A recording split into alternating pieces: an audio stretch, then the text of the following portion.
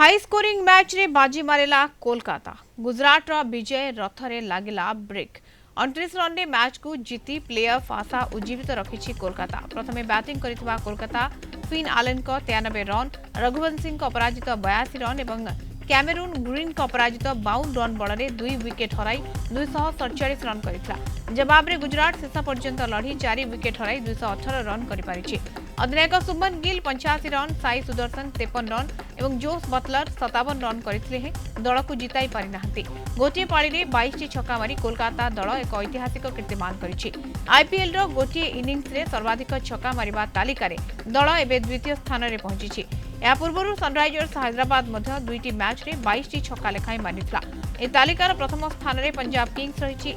जे गोटे इनिंग्स रे 24 छक्का मारिबारे रेकर्ड करिछि 247 रन आईपीएल इतिहास रे केकेआर रो तृतीय सर्वाधिक स्कोर होइतिबा बेले चलित आईपीएल 2026 सीजन रे यह दलर सबुठारु बड़ स्कोर।